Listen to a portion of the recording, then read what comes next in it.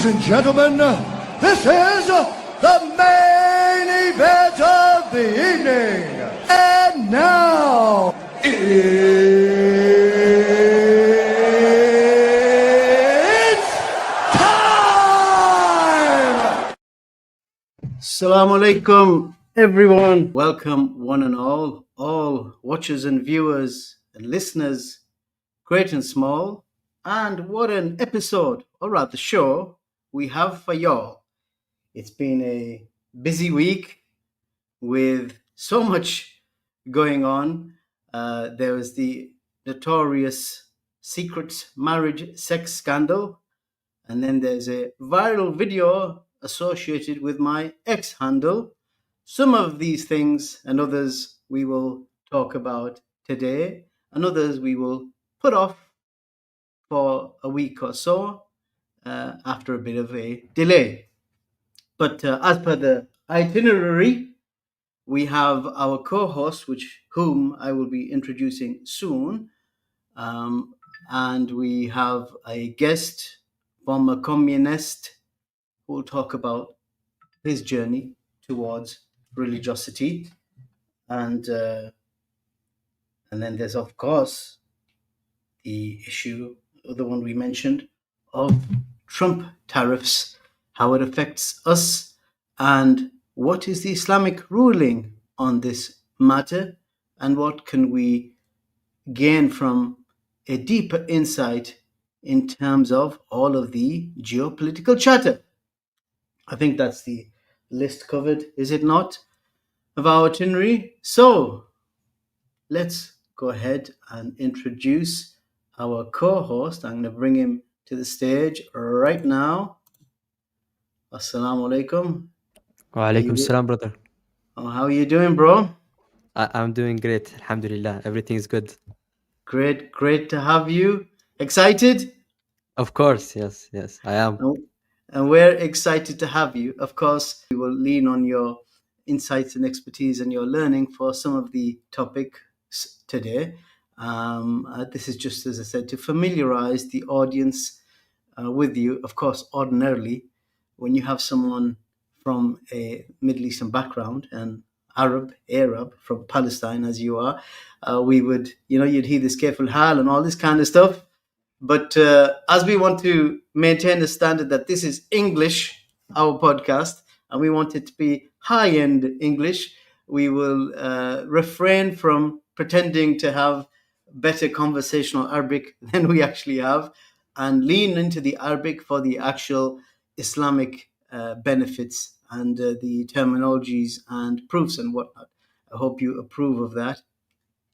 Yeah, of course. At the end of the day, this is in English. Everything is English, and translation is very important for the brother. So if I mention any statement in Arabic, of course, I will be translating it back into English. So, or to English, I mean.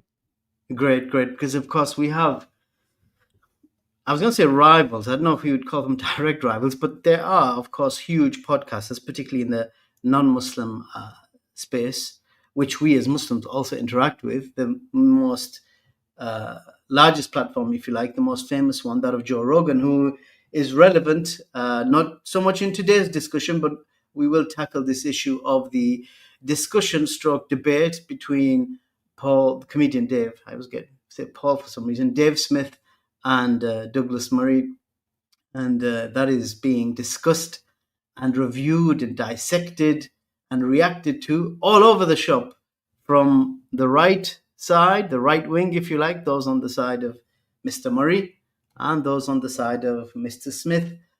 So we will deal with that, inshallah, in good time. Perhaps Wednesday, perhaps next week. Let's see. But the reason I mention that as a kind of introduction is that is what I hope the viewers will appreciate. We want to aim towards, because, of course, we as Muslims have more right to be heard than ourselves. And if there was someone fulfilling the obligation of presenting the religion upon its primary sources, upon principles derived directly from the primary sources, the book and the sunnah, and the understanding of the earliest generations, then we wouldn't need to have such podcasts, right? But because there's an absence, inshallah, of quality content in that space dealing with Islam, the theology, history, geopolitics, and popular culture, social commentary. That's why we feel obliged to do what we do. Am I not right?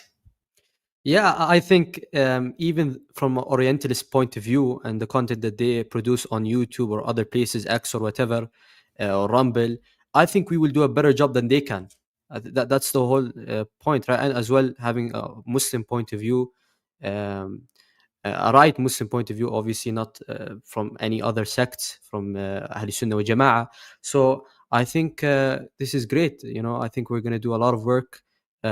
Even when you mentioned the Joe Rogan thing, there's a lot of drama with Joe Rogan all the time Right. about Islam. So yeah, we need to definitely cover all of these topics. Yeah, Spana, when things happen in the online space, which, as we mentioned, maybe I'm forgetting, either through private conversation or mentioned in last week's podcast, that the online world influences the real world now. Anyway, it's not like that's a bubble that's not doesn't impact us, right? People take shahada online. People change governments through through acting and Yeah. agitating online. So things, it is as virtual as it is, it does affect us in the real world.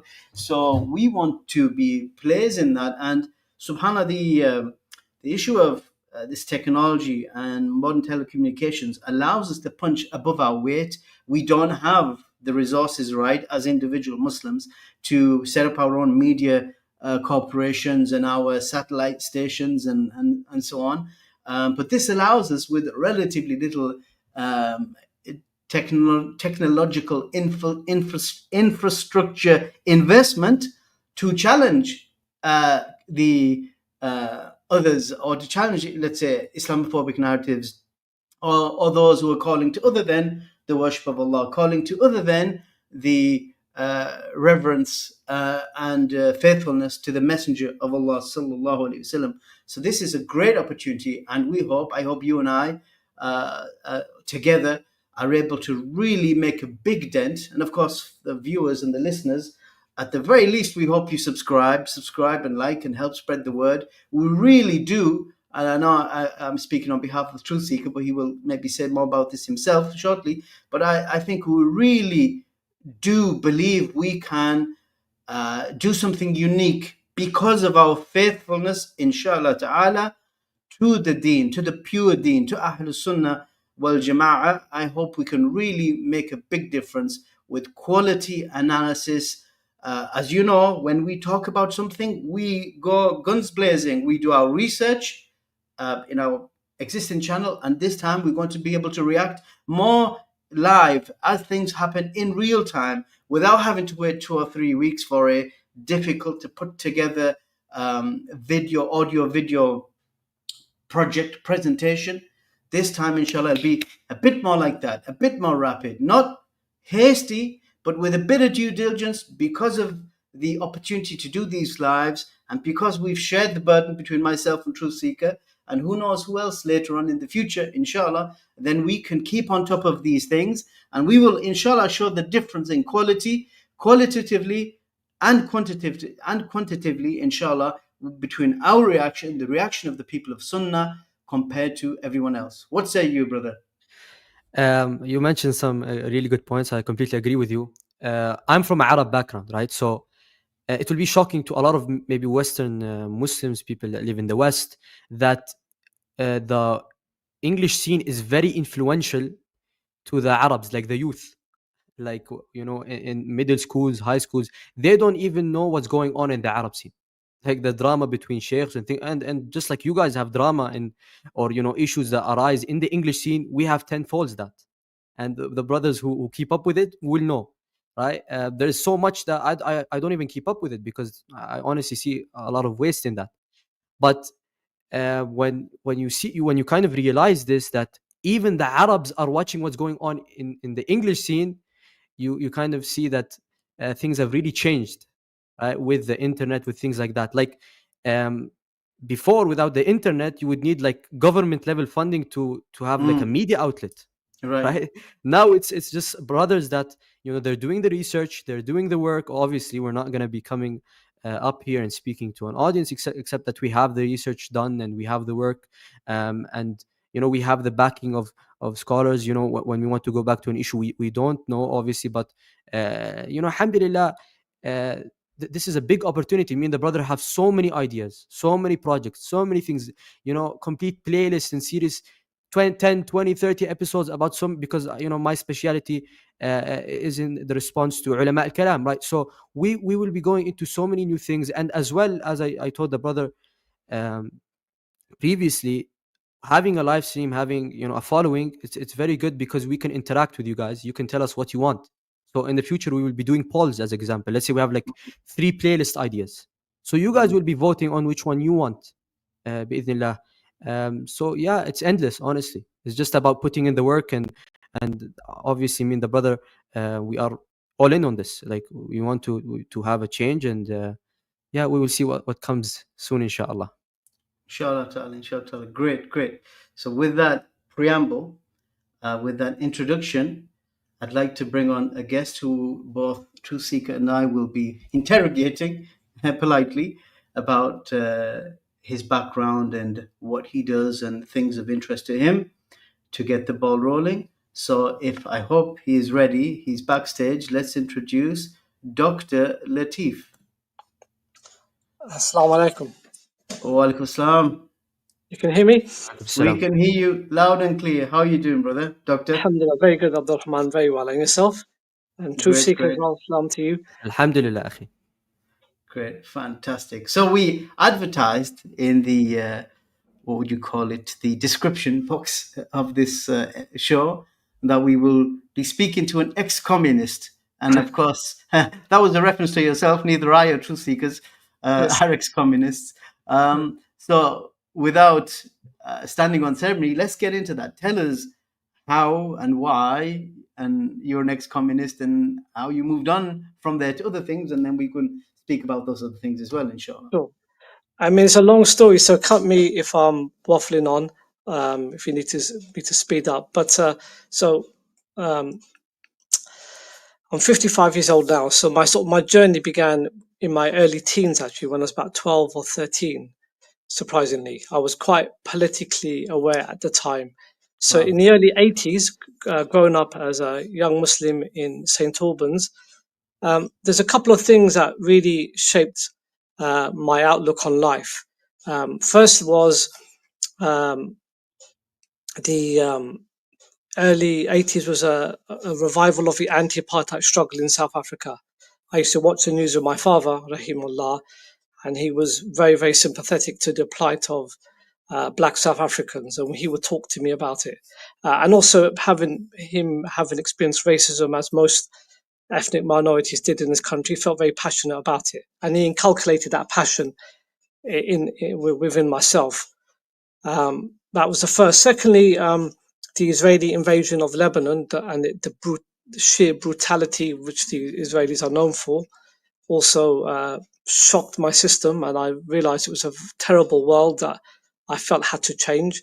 I was also frustrated with the support that the Western governments were giving to Israel. Yeah, at school, I would have, on my school books, my friends would have, graffitis or pictures of their favorite pop stars, Madonna or Duran, and I'd have, the PLO and other organizations I was sympathetic to. So I joined the anti-apartheid movement when I was 14, and I started going on picket lines. And the anti-apartheid movement was a very broad-based movement. It was religious people, a lot of Christians, a lot of very liberal people, and also some of the left were involved in as well. Through that, and as I sort of grew into the movement, I come in contact with, I'd say, the hard left. And well, through the anti-apartheid movement, I got involved in a wider anti-racist movement. And there was a faction of the anti-racist movement called AFA, Anti-Fascist Action. Having experienced racial violence myself and my whole family from skinheads, anti-fascist action they called them the boot boys of the left. So they're more, rather than protesting against neo-Nazis or the British National Party, they actually went around looking for them to, physically accost them and beat them up. So my involvement in that, and these people were hard left Marxists. So it's really through their company that I started embracing communist Marxist viewpoints. But there was also always a contradiction inside me, is that as a Marxist, you can't believe in God.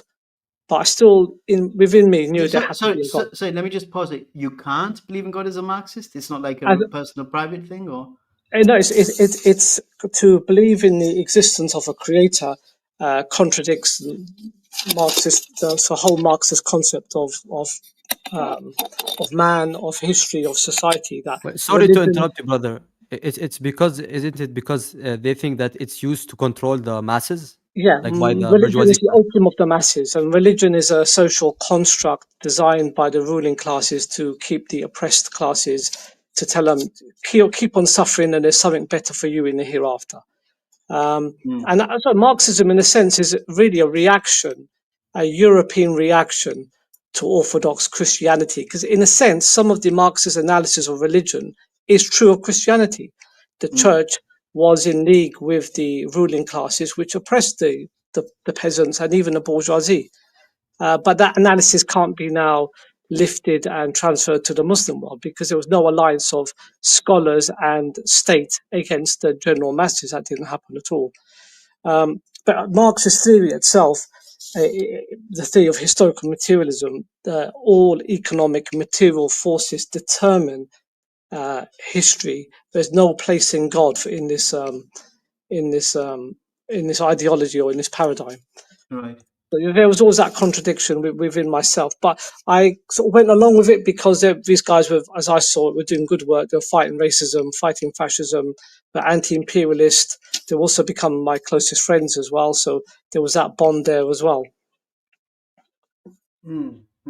Interesting. So then, how long did you remain a quote unquote Marxist communist, and where did you transition from there? Did you transition towards practicing Islam with an iltizam, or was there like a gradation? Did you go become something else, or what were the milestones in your life So towards where you are now as a practicing faithful I Sunni become a Muslim? political activist when I was about 14. Maybe by 17, I identified as a communist. And maybe by the age of 23, I was moving away from it.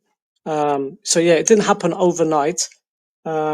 There's sort of multiple factors. When I left university, I was away from some of the company of the. I left university, started a job, so that I was less able to be politically active when you've got a full-time job. Secondly, um, disillusion with the left because at that time Margaret Thatcher, although she was out of power by that time, had pretty much destroyed not destroyed, but severely weakened the trade union movement, and the working class were on the retreat. Racism and fascism were on the rise. Marxism wasn't really offering any solutions to me. There's also personal reasons. Being involved in anti-fascist action and other movements, I was constantly getting arrested and going to court, and that was quite, after a while, become quite demoralizing as well. How But did I your think how did your family deal with you getting arrested all the time and going to I court? was living in London at that time as a student. I was at London School of Economics, so they didn't, up to this day, they didn't even know I was. Actually, they saw me a couple of times on TV, but Really? not being arrested. Not being arrested, thankfully. Just on like certain protests, quite infamous protests. Right. But yeah, they had no idea at all. In fact, I was in and out of court, and I actually told them I was going away to Brussels. I was doing a degree in monetary economics. I told them at one stage I was going away to Brussels for a 6-month placement, whereas Right. actually I was expecting a 6-month prison sentence. Obviously, Subhanallah. I couldn't tell them that. So So yes, if they're so yeah, watching this, they would know for the first time ever about if this. they were watching this, yes. Okay. What So do you think your family's reaction would have been? Like the normal, like going crazy and like, what are you doing? That type of thing, or yeah, maybe. obviously my mother would have, like any mother would, a young son who's hoping to get a good job and a good career and get married, going to prison, shame on the family, and and concern for me. So and yeah, I was worried myself. It's interesting because in court, and this is it's sort of, I had a tutor who was a member of the House of Lords, and he Wow. gave me a wonderful reference, which was totally exaggerated about how a wonderful student I was. And the judge, in summing up, actually said, it's because of your reference I'm not giving you a custodial sentence. So I used the system to, the capitalist system, a member of the House of Lords Against actually. itself. Yeah. Yes. And that's Yeah. quite sad and ironic, but it's who you know. A lot of Right. people go to prison because they're from poor working class families, and a lot of people don't go to prison because they're from rich middle class or upper class families. It's a very unfair system, but I had to use that to my advantage. Mm. So your And what? knowledge of the system through like your reading, you kind of used it against the system. I guess so, but also my tutor was quite fond of me as well. So we had a good relationship, and although he didn't agree with my politics, he felt sorry for me, and Oh, he, so he he knew that you Oh were. yeah, he knew. I mean, luckily at our university, our tutors at LSE were all capitalists, but they were very, um, they didn't mind if you had a different viewpoint. They were very liberal in that sense. If you were Open-minded Marxist, and very yeah. open-minded, and the truth was not objective to them. Is it a bit Um, different in the UK? Because I feel like the representation of what the US is, what an American is anti-communist now. Like you hear Trump and mm, everyone, the word communist is like the word devil, like to yes. us, you know. So I maybe in the UK it's different. Maybe you can speak about that. Is the sentiment different at that time? At the time, communists, I mean, like I said, the left were very much on a retreat in the 80s and early 90s. So you were considered to be a bit odd if you were Marxist or communist. But that was an ideology for the 20s and 30s, not for the 1980s and 90s. I don't know if Abdurrahman, you remember Loads of Money, that guy. Loads of money. Yeah, Yeah, loads of yeah. money. I commit. Yeah. So, the 90s and the yuppie period, it was, all the working class people were buying their own houses. Capitalism was being made available for everyone. People were buying shares. So definitely the left were on the retreat. So yeah. I think And as we. well, like from a Marxist like narrative, they even admit, many of them, that you really saw the capitalism work and people having the trust in the like American dream or whatever very early on. Like I'm talking about 1950s, 1960s, 1970s, and then you saw since the, I guess, 2008 crash.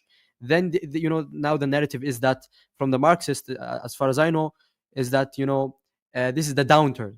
Like this is the Yeah. ultimate inevitable kind of place that you have to reach in I mean, capitalist system. So it's just gonna get worse and worse. This is what they say. So I'm assuming at that time it wasn't as bad as now. So even Marxists, I think they didn't even have a leg to stand on like they do now. I think now they have a stronger position, and that's why you see in the America a turn to Marxism or socialism. Mm. Maybe that's because even the headlines 10 years ago were capitalism in crisis, the stock market crashes. There was a crisis in capitalism, but Marxism with its focus on economic determinism, where your economic situation determines every aspect of your life. The mode of production determines ideology, culture, religion. It just doesn't add up at all, and it doesn't make sense. But yeah, because of the crisis in capitalism, maybe the left wing ideas are spreading more widely than before. And I But see. the Go, final sorry. Go. thing that actually did the sort of the nail in the coffin for Marxism for myself was when I went to Pakistan to visit my grandfather, who was very ill, and he was very old. He was about 102 at the time, Wow. and lived a very Allah long, barak. healthy life. So again, I wasn't practicing. In fact, at that time, I didn't pray Jummah. I didn't pray at all. I didn't fast, but I still believed in God. Um, so I went to visit the Islamic University. The King Faisal Masjid. It's a bit of a tourist site, Yes, and in next to it Islamabad. was Yeah. in Islamabad, and next to it was a bookshop. And I was a real I loved books. I had hundreds of books. So I saw a book in a bookshop. Within a bookshop, I saw a book called Marxism and Islam, by someone, his name Mazuruddin Siddiqui. And my experience up to that point of religious people was, maybe it's a bit patronizing, but they were very kind. I consider them like kind, sincere, but not particularly intelligent.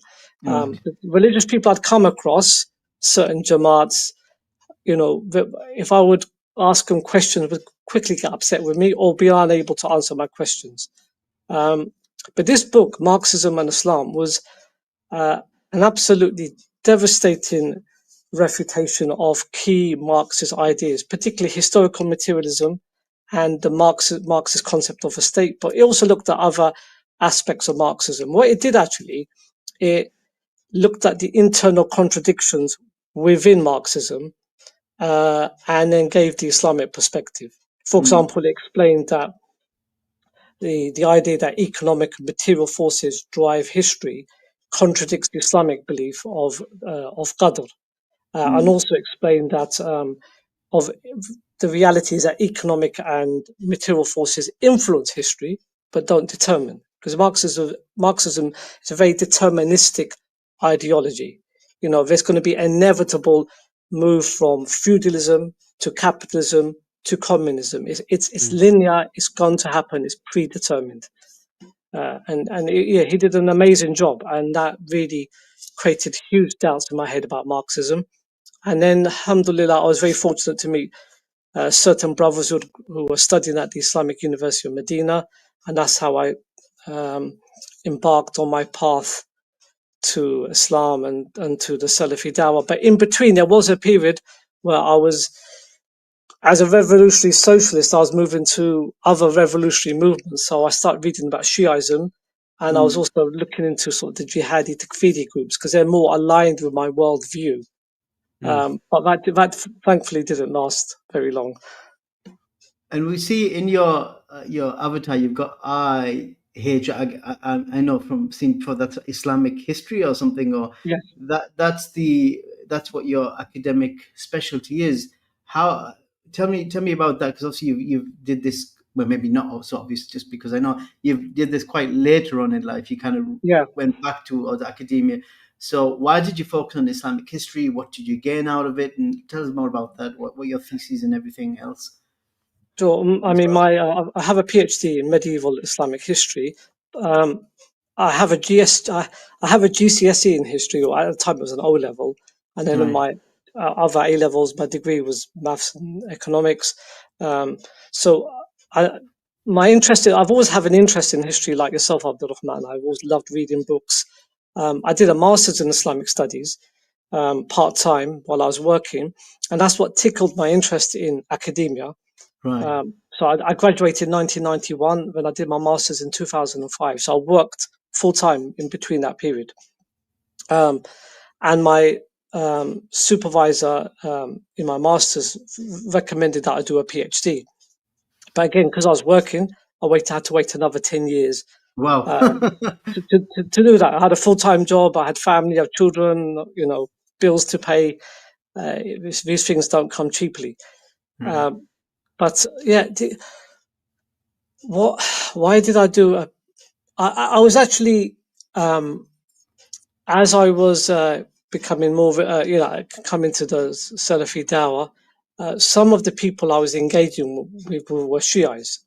Some were family friends, and raising different doubts about Islam, about the status of the Sahaba, even the status of the Quran, the status of Hadith, the concept of legitimate succession, legitimate leadership. So I wanted to write. My master's dissertation was a refutation of the Quraniyun, and it was quite polemical, and I passed. So I was hoping to do something similar in a PhD. I was hoping to refute the Shiite concept of imamate by looking at the issue of Saqifa, the succession of Abu Bakr as-Siddiq. So I got the opportunity when I sold my business and I had a little bit of money. I decided to write a couple of research proposals. One tutor got back to me and said, "I'm interested, but you need to rewrite this proposal." I realized the jump from master's to PhD is like a jump from GCSE to a BSc. It's a huge jump. It's huge. Yeah. Yeah, and with a master's dissertation, you can get away with being quite polemical. With a PhD, and I didn't know. You're very different from the beginning of a PhD to the end. In terms of your research skills. So I worked together with my tutor to develop a research question which looked at how the earliest Muslim historians constructed a narrative of Saqifa, meaning the events that led to the um, succession of Abu Bakr as-Siddiq. So I looked at two Sunni, one Shi'i, and one Zaydi. There were Tabari, Balathuri, Yaqubi, who was Shi'i, and someone called Ibn Atham, who I believe was Zaydi, but there's a difference of opinion on him. Um, it was more of an analysis of historical text, but I used the dissertation to trace the evolution of the concept of imamat in Shiism, the concept of imamat that Ali radiallahu anhu was the only legitimate successor to the Prophet. He was divinely appointed, and as were his progeny. I traced the origins and development and evolution of that.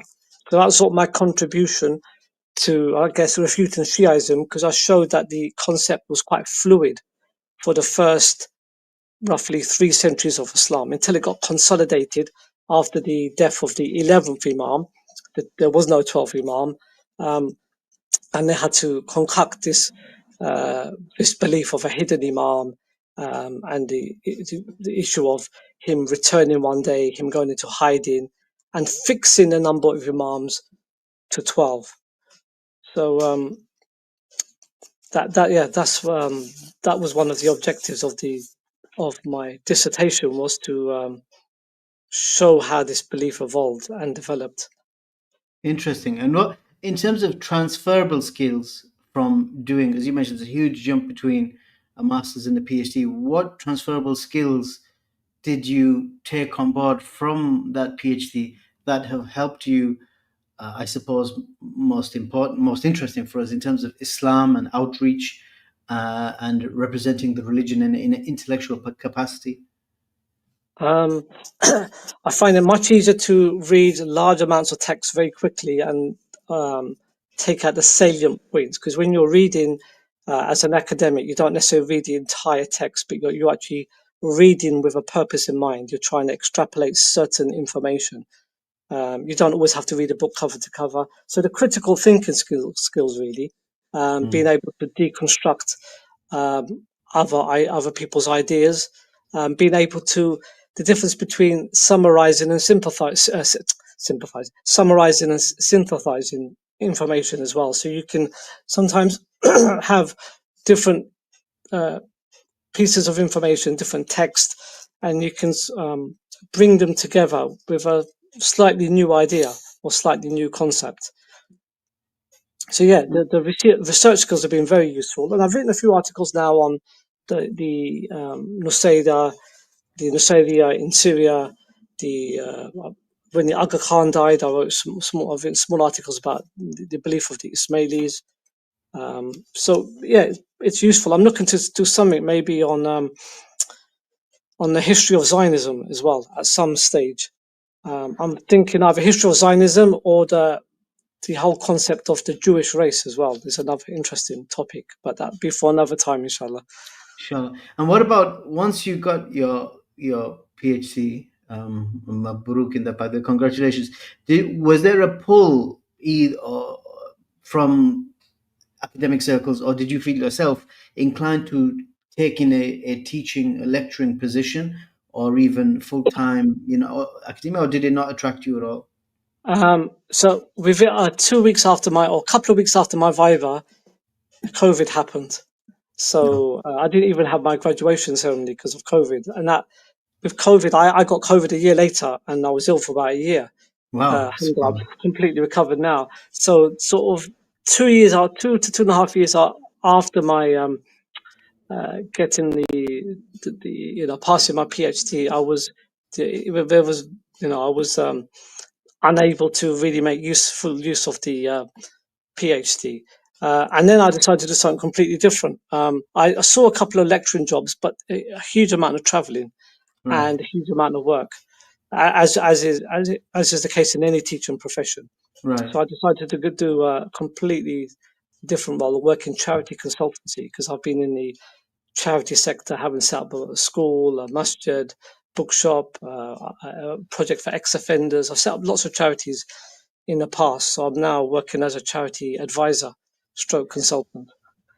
And what about the potential pitfalls of academia? We know, without maybe having to name names, what some people, maybe went into academia, whether this side of the Atlantic or otherwise, and then they come out with serious doubts, shubahat, and it affects their aqidah, their creed, and how they deal with what we would think are uh, things that the sacred subjects that shouldn't be touched.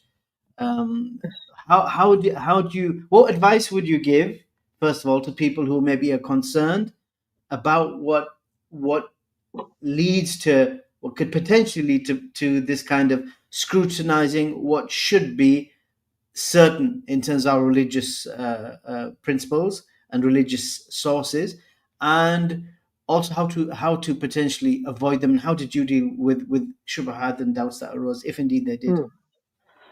So I think Muslim going into academia in the West, I'll talk about Islamic academia. There's about 5 or 6 universities that specialize in Islamic studies. I actually describe as perilous, having been through it myself. You can literally lose your religion, not because of drinking and clubbing, but because of like I said, the doubts that they bring. From 2 angles, top of my head. One is that Western academic studies of Islam is linked to Orientalism, and Orientalism, its origins are, well, go back to sort of Christian or Western domination of the other, the East, the Orient, whether it's China, Japan, or mainly the Muslim world. And as outsiders, they believe that they are experts on Islam, and the insiders, the Muslim scholars, are, they pay no attention, or they give no weight to their views on Islam. So it's a very quite racist and how can I put it? Yeah, Show it's offy, like. supremacist. It's almost Western supremacy over Islam. So that's the first thing you have to understand. I'll give you an example. Anyone doing a master's or PhD in Islam has to make reference to the Encyclopedia of Islam. The Encyclopedia of Islam, probably more than 90% of the entries are by non-Muslims. The Encyclopedia of the Quran, 80% of the entries are by non-Muslims, because they consider themselves to be experts on us. And in fact, they start by constructing a false image of us, and then they study that false image. So that's the first thing you have to understand, that you're entering that lion's den of people who don't actually believe in God. They don't believe that the Quran was a revealed text. They don't believe the Messenger of Allah. The best of them say the Messenger of Allah was a well-intentioned liar. And they don't believe in the integrity of the companions. They believe the companions were political actors with the same motivations that any politician would have. So it is perilous. Secondly, their methodology. They use the same methodology to analyze Quran and Hadith, our sacred sources, as they call it the historical critical method that they use to analyze the Bible. So they look at the origins of a text, they look at who wrote it, why they wrote it, in what context they wrote it, and they try to understand the text within its historical context. Because as we know, the Bible, tens of thousands of manuscripts, and no two are the same. And there have been so many interpolations and additions and changes and redactions that it's very hard, and it's not impossible to get back to the original text.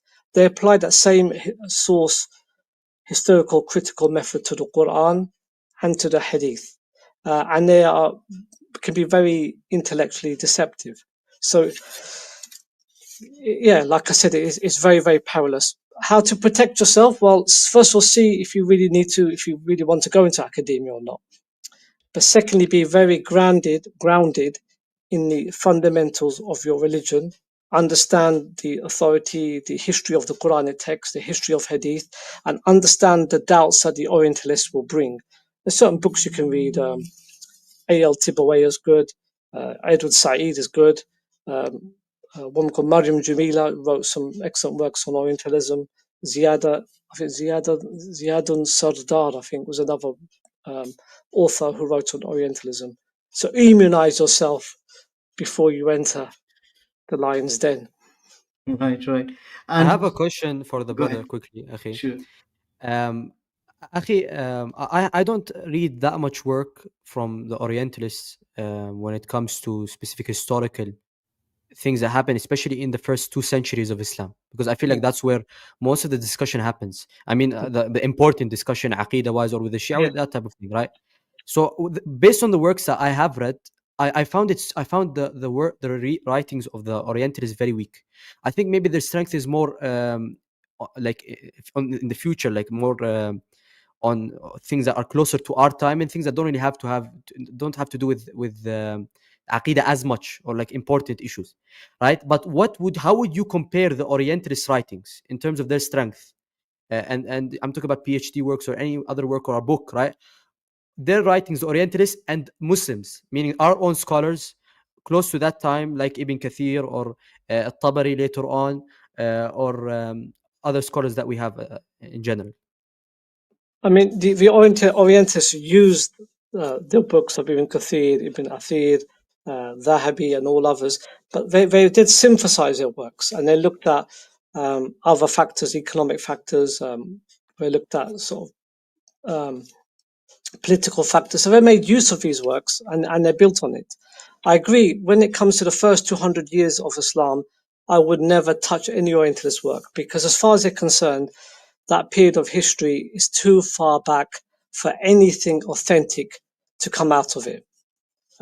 Because the earliest extant works are about maybe 100 Hijra, 150 Hijra. And even those works, like Imam Malik's Muwatta, they will argue that he fabricated hadith. And that's the thing, they have a very dim view of Muslim scholarship. As you're right, as for later works, it could even be the Crusades or the origins of the Ottoman Empire, or even the fall of the Abbasids. Because there's a lot more sources available, which they accept as authentic. Some of the works they produce are worth reading. You have to choose your author carefully, though. I completely agree, Akhi. Like, as an example, you mentioned the Crusades. I actually really like the work of many Orientalists when it comes to the Crusades. But let me be more specific in the question. Mention someone like Ibn Khaldun, because at the end of the day, especially now at our time, or maybe later, I'm talking about 100 years after the event, uh, writing history or speak about history, it's more of a narrative building. That's as you look at the earlier works, you look at the riwayat, and then you build the narrative, right? Mm, So different scholars have different ideas or narratives on specific issues that happen at specific times, right? Like the Shia have a narrative and we mm, have a narrative and others have a narrative, right? So what's the better narrative building? Like from our scholars, are our scholars better at narrative building, or are their scholars? And what are the reasons? Like you mentioned, they have their own dim. Do you mean like they have their own dim, like look at it, uh, just that they don't really care about what we have to say, or do they just not have an understanding of our ulum? Meaning, like, let's say you're looking at riwayat, you need to have a very high understanding of mustalah al-hadith, right? mm. So just, yeah, I'm sorry if that was a long So question. I mean, it's a bit. You made a very good point here, because often they study one subject in detail. It may be the events that led to the Abbasid revolution and the overthrow of the Umayyads, or they may study. Actually, a probably better example is they may study certain. They may write an article on certain qira'at of Quran, but they may have studied certain subjects within ulum al Quran, but they haven't studied mustalah hadith, or they haven't studied usul al fiqh. So they don't have a broad uh, knowledge of the various Islamic sciences. They specialize in one area. But comparing those to the Arab scholars, I mean, my Arabic is not particularly strong, so I haven't read many works of Arab scholars on, for example, the Crusades, or the beginning of the Ottoman Empire. So I'm not really able to compare the two. What I do know is a lot of the Western authors, some will write from an economic perspective, some will write from a military history, some will write a political history. They'll write from different perspectives. They write from quite broad perspectives. Um, So yeah, I'm sorry, I'm not able to really compare because I haven't read many writings by Arab scholars on on Islamic history.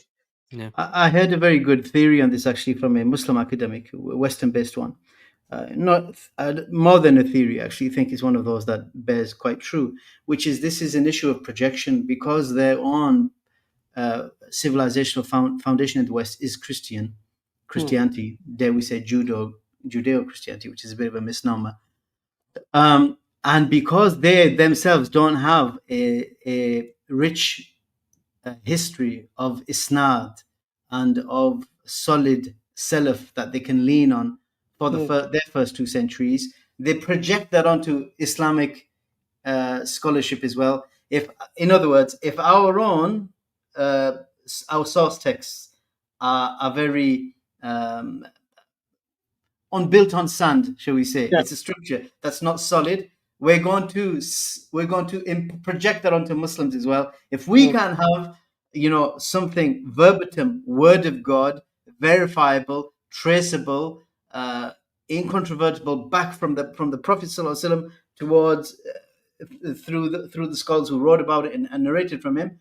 If we don't have that, you're not going to have that either. So they kind of just dismiss our sciences as if they're as weak and tenuous as their own. Yeah, and really took the logical conclusion of that belief is that the scholarship of Islam, or if we look at Hadith studies, there was a massive concerted international conspiracy by scholars of all theological persuasions to come together to fabricate Hadith, whether they're Mu'tazili, Ashari, Salafi, Sufi, whether they're Morocco or Baghdad, and they come together for this collective conspiracy to fabricate hadith.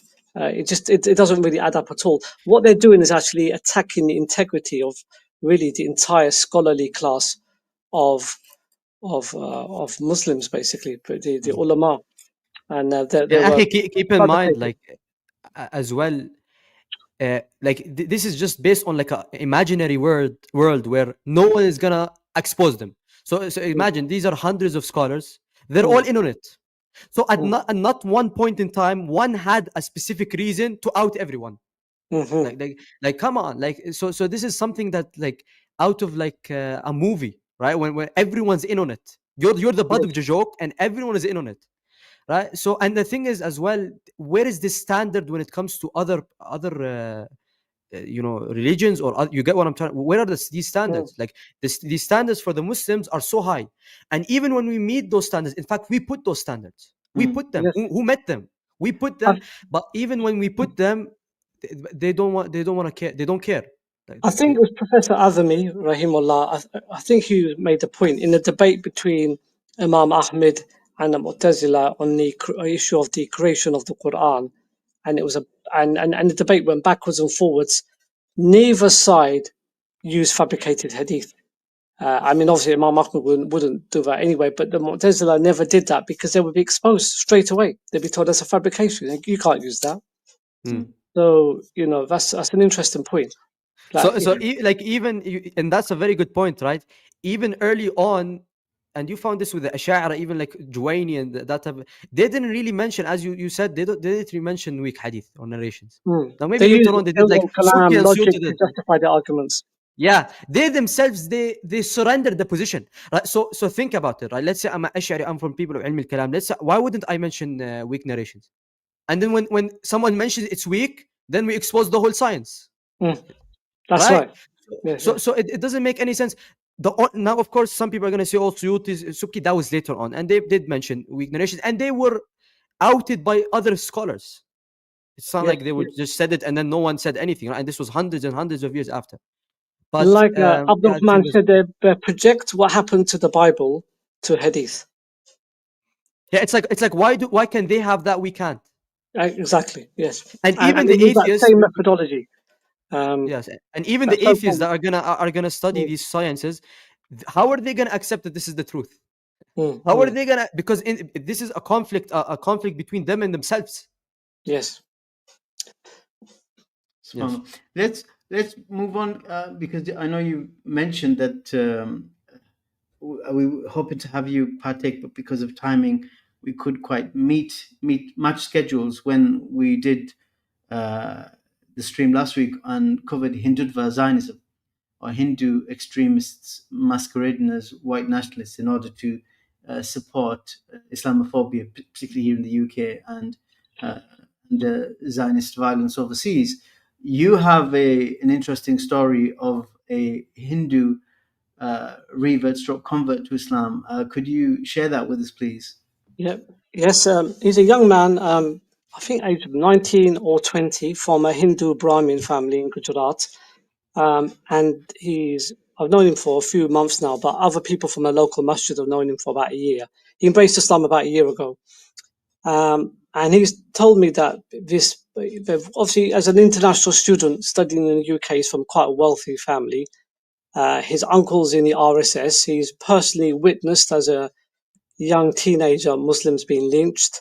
A very, very anti-Muslim family. And alhamdulillah, he's embraced Islam. The mistake he made was he told his parents, which was not a very clever thing to do. But he's a young child. He's 19. He tried to keep it secret, but he didn't want to give the Hindu greeting and etc. etc. Eventually, he told them that I'm a Muslim. Obviously, they've gone. They're devastated. They've cut off all his funds. They've cut off for his tuition fees, for his food. So his family are back in India, and he's a foreign Back in India and student here. Gujarat, they're wealthy Right. business people. Okay, and he's a foreign And student. they're also politically influential as well. Okay. Some are involved in the RSS, and they have a pathological hatred of Muslims. He's the only son. They have a temple. Actually, have a temple within the house. Wow, that's fun. So his job was as there's not many males in his family. It was mainly females. He would look after the temple as well as the man of the house. So we had high hopes for him. And yeah, so they've obviously he's now almost destitute. We're raising funds for him because he's in the second year. But he's got no money for his fees, for his accommodation, for food. They've sent him a one-way ticket. You have to come home immediately. Your father's stopped taking all his medication, and he will die if you don't come home. They've told him free to practice your religion, but privately, but not publicly. Just come home now. And he's under a lot of pressure because his sisters are ringing him saying, "Your father's dying. If you don't go back, he'll die." That didn't work. So a few months in January this year, he was in Tesco's. He just come out of Tesco's. He's changed his name to a Muslim name. So everyone, even in the university, call him by his Muslim name. And two Hindus, he walked up to him. They were behind him, so he had his back turned to them, and they shouted his Hindu name. So obviously he heard his name, so he turned around to see who it was, and they slashed him with a knife. They slashed his arm with a knife, left quite a deep scar. The police, unfortunately, haven't been too helpful. They haven't even bothered checking the CCTV, but that was a warning sign to him as well. It hasn't, alhamdulillah, hasn't intimidated him. He doesn't know who they are. He doesn't know who these people are. No, are. they're not from the university, and the town that he lives is an all-white town. There's hardly any Hindus who live there. They were from outside, and they were paid to do this. There's no doubt about it. He's never seen them before, and he's never seen them since. SubhanAllah. So imagine if so you there's went no back. CCTV, there's no footage, there's nothing. No, there is CCTV footage, but the police are absolutely useless, and they're not investigating it. So at the moment, I'm focusing on raising funds for his food and his accommodation and helping him get a job. He's got a SIA license to work as a security guard. So I'm more focused, and also his emotional needs as well, because he's saying if my father dies, what am I going to do? It's going to be my fault. So remember, he's a young man. He said, I've had a silver spoon in my mouth. I've never done anything for myself. He had an expensive car. He had everything in life, and now he's pretty destitute. So like I said, that happened in the UK. Can you imagine what would happen if he went back to India? Right. Yeah, that would be They'd make an example of him. Yeah, and the front of the street, like it's like they really can't do anything about it. Like if you went there, like So he says, could you repeat that? I'm saying, like in India, it would literally they would do it in front of the people on Yeah, the street. They really yeah. don't care. They're, They've they're, done it they're- before and they've been proud about it. They've went on TV, on national TV in India and said, "Yeah, we killed him. So what?" Or they yeah, killed. actually, they film themselves killing Muslims. Yeah, and they So, post it and they laugh and everything. Yeah. yeah, because they're I mean, the police are with them. And he said he's witnessed with his own eyes Muslims being lynched by members of his family. In India. So, in India, yeah, in Gujarat. Yeah. So, عجيب. it's an interesting story. And yeah, alhamdulillah, inshallah, Allah will help him. He's strong. He mashallah, he fasts regular Mondays and Thursdays. In fact, he's got very few friends in university because he said most of the Muslims there are not practicing. Terrible, terrible. So he's mixing with a few good, righteous brothers who are looking after him. May Allah give him. I want to ask the brother quickly a question. Akhi, how long have you been in the da'wah scene, or like even fundraising or anything that has to do with Islam? Like, Let's see, since about 1995, I'd guess. So how do you think Salafi like da'wah has grown since that time until now? I think what I've seen is the influence of Salafi Dawah is massive now in terms of, so if I look at a town where I live, there's the people who call themselves Salafi is probably about 15, 20 people. But the people who have Salafi beliefs compared to say 20, 30 years ago, in terms of, for example, wearing the amulets, the taweez, believing Allah is everywhere, believing in the saints, celebrating the Prophet's birthday. So many people have moved away from that. Even doing these Quran khatams when people die, and other innovations. But these people don't call themselves Salafi. But when I look at them and I talk to them, and they've got no shirk and very little innovation. Other people, for example, I speak to will say, I would never get a mortgage in my life. And these are people who don't call themselves Salafi. Yet 20, 30 years ago, that just wouldn't happen. So I see the Salafi Dawah has permeated within the Muslim community, and people identify with Salafi beliefs, although they don't call themselves Salafi. Yeah, this is shocking hearing this, honestly, because like people who have been here to the Arab land, we don't even have this. Like where like the brothers I know in Arab countries and where I live, you will not find a masjid except there's Mawlid. Like the thing that you're saying is completely like different than you understand, like completely different to the situation here, and you guys are speaking about the UK.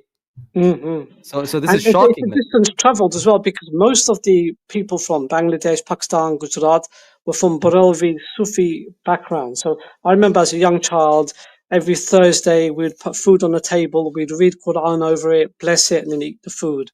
And we believed that the souls of the dead would return on that day, and all sorts of things. And even my mother, Mala, give her long life, she's left all of these innovations now, and is fully supported. And my father as well, rahimullah, when I started practicing, become fully supportive. In his late 60s, he was coming to me and my father were going to conferences at Green Lane Masjid, and he was happy. The truth is something has its own strength to it, and you don't even have to push it. It unites families. It unites families. Yes. Yeah. This is really interesting, subhanallah. On activism and the spread of the Dawah, the pure Sunni Dawah, you have a project, of course, which maybe now is a good time as we before we sign you out or you sign off, that you give it a bit of a plug. Yes. And tell us something about a certain Robert of St. Albans. I will do a separate thing on him later, a historical piece further down the line, but he has more of a connection, geographically speaking, to yourself. So would you like to tell us something about that and your project related to that? So just very briefly, I live in St. Albans. It's a town, probably 97% English, about 3% Muslim population. We've been having sort of dawah activities for years here, but just in people's homes or local community centre. So we're looking to purchase a building which will be used as a drop-in center for non-Muslims to get a free Quran, talk to someone about Islam, a bit like the Discover Islam model. There'll also be support for reverts. And thirdly, it'll be a place to do our existing classes in Islamic studies, Quran, and Arabic. So this is something we need about 300k plus. We've raised almost half the money, so about 160k left. And Robert of St. Albans. Robert of St. Albans was a Knights Templar who took up arms to defend the Holy Land against the Muslims. And when he reached the He was a crusader then, basically. he was a crusader. He was not just a crusader; he was a Knights Templar. So he was Right. from their shock troops. Right. They were a different level. They were more religious. These were the highest ranks, right? Like this was the highest ranks. highest. Not all of them were motivated by religion. I mean, many were motivated by plunder, but the Knights Templars were ideologically driven. But at some stage of his encounter with the Muslims, he embraced Islam. And Salah ad-Din Ayyubi actually married his niece to Robert of St. Albans, and he participated in the Battle of Hattin, which Hattin, I think. Hattin, which is a precursor to the conquest of Jerusalem. And he was martyred, inshallah, in the conquest of Jerusalem. So he took part, along with Salah ad-Din Ayyubi, in the liberation of Jerusalem, where he was martyred, inshallah. So this connects all the way back to Salah ad-Din Ayyubi. This connects all the way right. back. That's Wow. right. And are the people in St. Albans, are they aware of him being a son of that town, that city? No, most people I speak to have never heard of him. So one of the things we want our center to do is give more publicity to his name. Okay, great. Maybe that people don't want to know about him, but Right. but St. Albans is a very liberal town, so I don't think they'd have an issue with him joining the Muslims against the Crusaders, to be honest. Okay. Yeah. Well, great, inshallah. If you have a link or anything to your center, we will put it somewhere in the comments somewhere. And I've been pestered myself we've been pestered to put our own GoFundMe, which we have on our YouTube pages and whatnot. But we'll certainly share yours as well. Was it the Al Furqan Center? Al Furqan Center, yes. Al Furqan Center. I'll send the link. Okay, perfect. Is your PhD available? I want to read it. Actually, I was looking to publish it, but I had a couple of interested publishers, but they take 90%. So I thought, forget that. It's a waste of time, because you have to do a lot of work rewriting it for the publisher, and you only get 10% of the royalties. So it is actually available on the. I can send a link to. So I actually embargoed it, but now it's no longer embargoed. So yeah, you can read it. Yeah. I would love to read it. Yeah. Well, Jazakallah, Dr. Latif, for joining us. It was been very, very interesting, entertaining. Listen to you. We really hope the brother that you mentioned, when you were talking about the Hindu revert to Islam, when you were speaking about him, I was thinking about Ibrahim alayhi salam as a young boy, breaking the idols. He was in charge of a temple, as you said. I was thinking of Musab bin Umair and, these Sahabi who were persecuted by their parents and whatnot. And subhanAllah, it's a real striving for this in the cause of Allah, what he's doing. And yes, it's truly amazing to see someone so young. And he was very spoilt as a child as well. He had everything as the only son. Now he's gone literally from riches to rags. He threw away everything for Allah, pretty much. Yes, it's amazing. Inshallah, he'll be rewarded eternally, and also inshallah in this life, inshallah, his riches will return. He's already so will you, inshallah, akhi. So yes. Yeah. Yes, I mean, I was going to say, and for our listeners to have hope that already he's rich in Iman and rich in Islam, which is the greatest wealth. But also, inshallah, after hardship, there will be ease. Yes. And this maybe is a sign of Allah's love for him, that he's cleansing him. Even after his cleansing of conversion, he's still further experiencing hardships and this has inshallah drawn him closer to his Rabb, his Lord. And like Brother Truth Seeker said, also the help that you are giving him, you will have a share of that reward as well. And we hope we'll have a share of that reward by hosting you and to hearing from that as well. Wow, So Jazakallah khair for joining us. and we will be in touch again soon. And don't forget to send us those links, and we'll put them on in a pinned comment or description السلام عليكم somewhere. أخي. Wa alaikum salam. So that was That was Dr. short and sweet. That was short and sweet. Yeah, that was Yeah. nice, Dr. T. That was very interesting. We learned quite a bit there. And of course, as we titled the thumbnail, which a lot of people are very interested in, the reason for the season right now is all about the tariffs. So, Yep. of course, I know maybe the audience don't, that you are more than capable of doing a full symposium on this subject. But for the sake of brevity and just by way of introduction, if you could give us a summary, as brief as you would like or as detailed as you like, as a summary of the issue of tariffs in Islam, and then maybe we'll get into some of the politics and geopolitics around it. Yes, okay. Of course, this is all pretty much a background on what's happening with the Trump tariffs right now. Right. I think every single person around the world has like kind of figured out or heard about what's going on the news. Stock markets have crashed. Of course, there have been rebounds. Maybe you've seen them, brother. But so far, things are looking pretty bleak. So and you know, with the newest things going on with China and things like that, you know, brothers want to know, and they have to know pretty much, because this is affecting everyone, what's going on now. Before I go into like the chain of events since February until now with the China thing, I mean the China response, I wanted to speak about it from more of an Islamic point of view and history. Right, of course, we can go a lot deeper into this, especially if you look into the later generations, right? Like fourth or like after 4th century, during Abbasids. But I want to speak first of all, before we go into anything. Let's kind of speak about what are tariffs. Right. What's the definition of a tariff, right? A tariff, simply just from Google, right, easy search, a tariff is a tax or a duty to be paid on particular class of imports or exports. Now, when we speak about tariffs, we have to speak about taxation when it's coming from a Islamic point of view or Islamic narrative. Now, as we know, tax is haram in Islam. Taxation is haram in Islam. But when it comes to tariffs, which by the way in Arabic they're called jamarik, it is that's a plural, right? Jamarik is jama. That's jumruk is singular. Jumruk is singular, okay. And jamarik are you know, that's multiple, right? Right. Because you know, when jamarik, especially like, pretty much everywhere, right? But in Arab countries, when it's put on like a fee on a specific like subject, like example electronics. So it's, you know what I mean. So it's very difficult to kind of put specific jumruk or specific tariff on a specific thing. Most of the time, it's on a like electronics or on you know what I mean, or wheat or that type of thing. So it's more broad.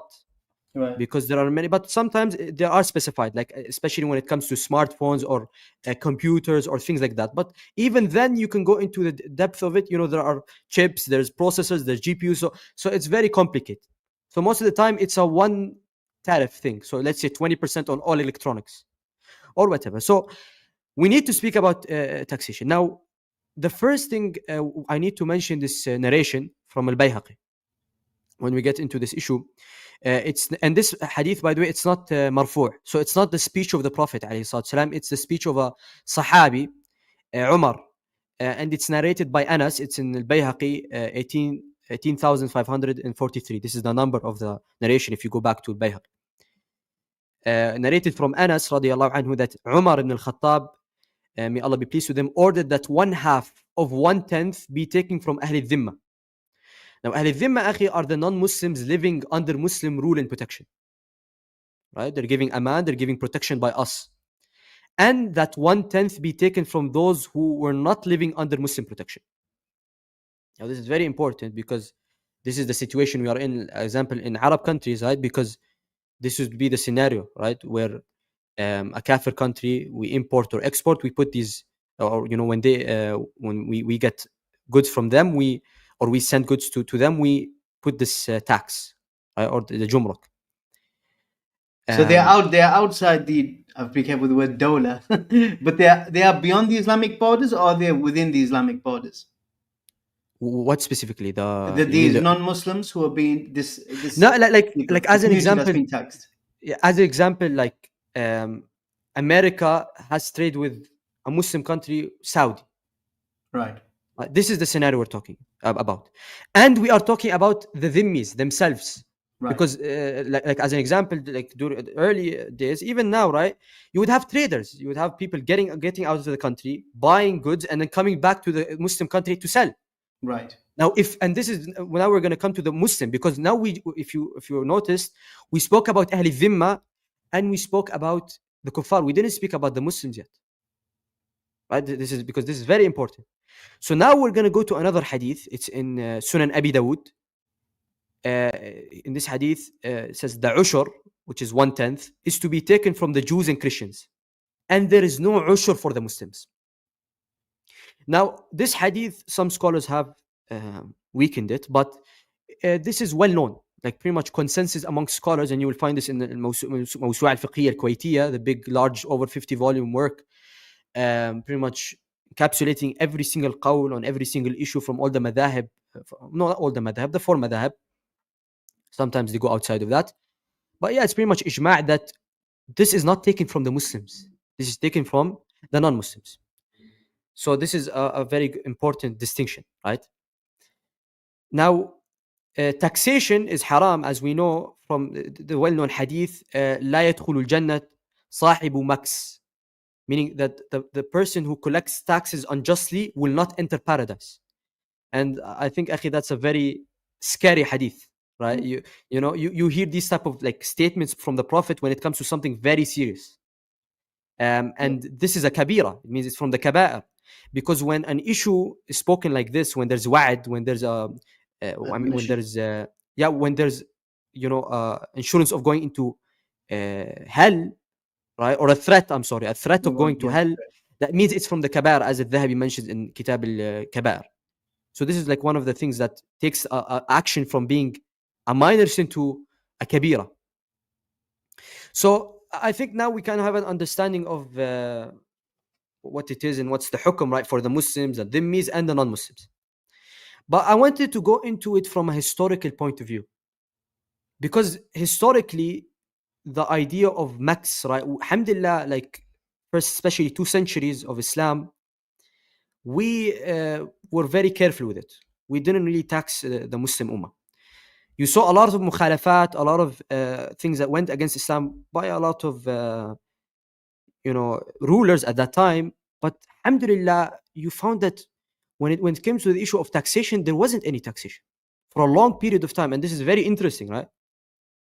Because at the same time you had the kuffar in other places, they had the taxation, right? So you saw the difference between the Islam, how it's like kind of prospered and everything without the need of taxation, because of because Bayt al-Mal was there, and there were other sources for Muslims to gain income, the dawla, right? And you can, if you just think about it, look at the history, there were so many times where we fell into issues and things like that, and still taxation like to all Muslims was not implemented.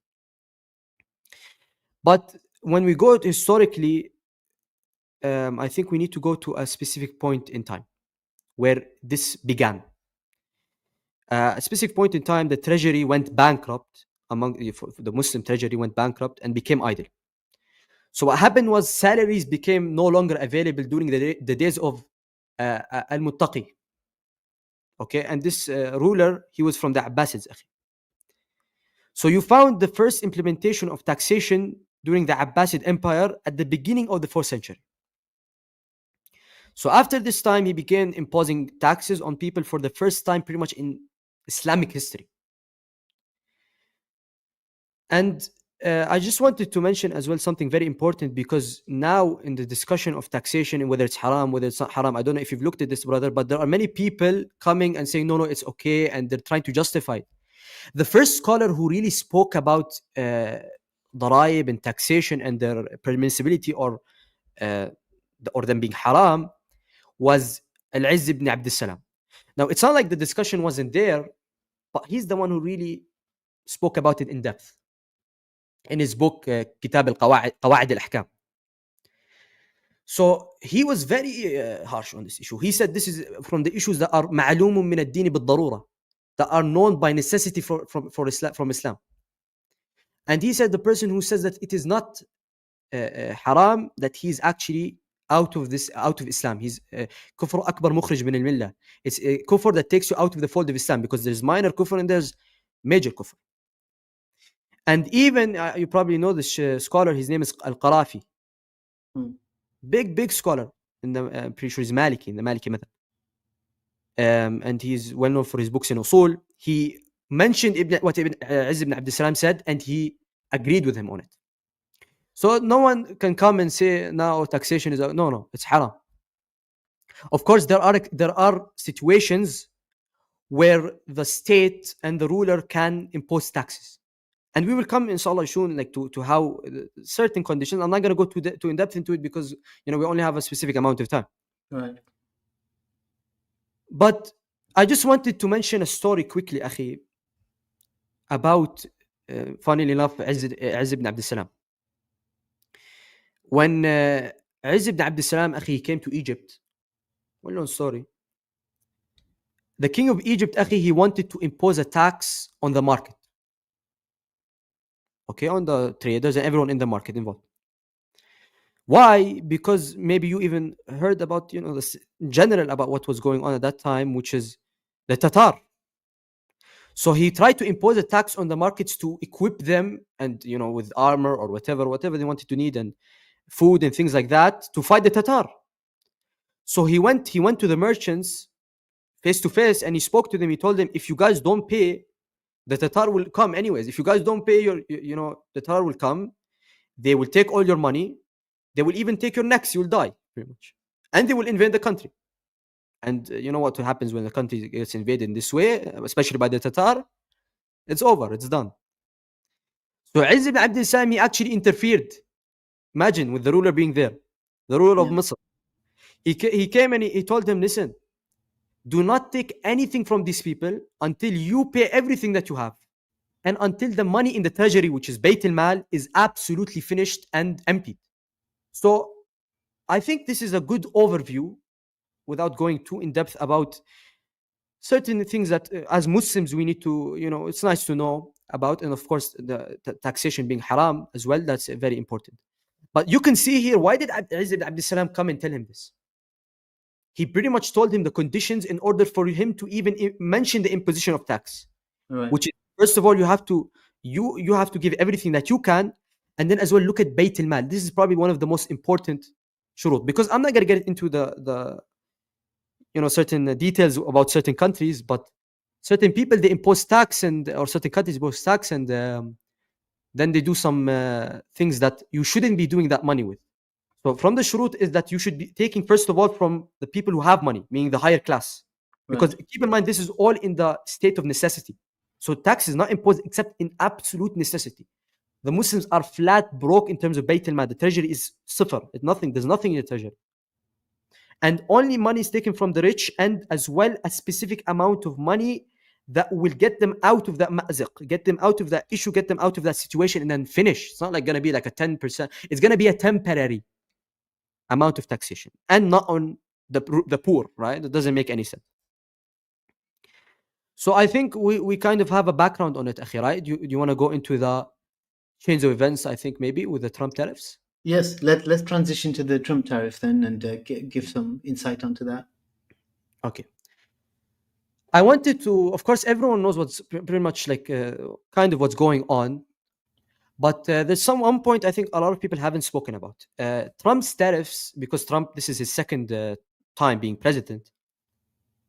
In fact, he actually had a fight with China, and there was a big drama during from 2018 to 2019 about tariffs. But of course, it wasn't as big. It wasn't even 1% as big as what's going on now. Now it's crazy, right? But during that time, there were tariffs imposed. And actually, those tariffs that he imposed from 2018 to 2019, they actually stayed all the way, stayed in implementation all the way until 2023. So I think even during Biden's administration for years, it was still there.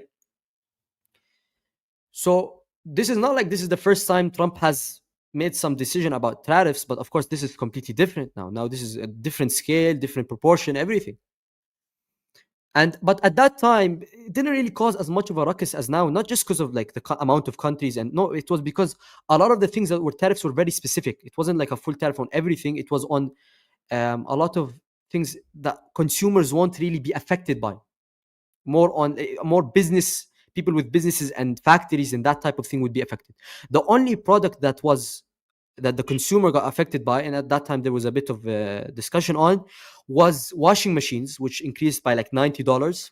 And just by what I'm saying now, imagine this is like a small, it wasn't that even that big. Imagine $90 increase, right? This adds up for the average consumer who's paycheck to paycheck. And then subsequently, because of the washing machine industry and the dryer industry being so close to each other, and a lot of them being sold in packages, meaning the dryer and the washing machine is sold at the same time, they actually also increased the price of the dryers by $90. So this is kind of what happened in 2018, 2019. Now it's a completely different kind of proportion in terms of how big this is. The first thing that happened was February, right? The 1st of February, Trump announced 25% tariffs on Canada and 25% on Mexico. Now, the kind of reason, I guess, that Trump saw that this was necessary was immigration and drug trafficking. This is what he said, right? And, obviously, Trump's, talks when it comes to the borders. Obviously, there's more focus on Mexico border with America, but as well, there has been talks about what's happening with Canada, right? So that's what happened in relation to Canada and Mexico. And then at February 1, he added 10% on China. Now, it wasn't effective until February 4th. So it took 3 days. But it was delayed for Canada and Mexico due to negotiations. Now, I quickly wanted, Akhi, because I don't know if you kind of saw this, I don't know if the brothers did, but after this happened, there was like, Canadians were absolutely pissed. Like, Canadian, Trudeau responded. One of the leaders in Mexico responded. The people themselves, the actual Canadians, were like having protests and things. I don't know if you see them, even in hockey matches. I think there was like a match between the US and Canada. Yeah. So it caused the whole thing, right? It wasn't just like, it was a small little thing. No. So I wanted to actually show the video of Trudeau, and pretty much like this is as close to a threat as it comes. Go ahead. It's a threat, right? So let me just, you can put it on. Our closest friends and neighbors. This is a choice that, yes, will harm Canadians, but beyond that, it will have real consequences for you, the American people. As I have consistently said, tariffs against Canada will put your jobs at risk, potentially shutting down American auto assembly plants and other manufacturing facilities. They will raise costs for you, including food at the grocery stores and gas at the pump.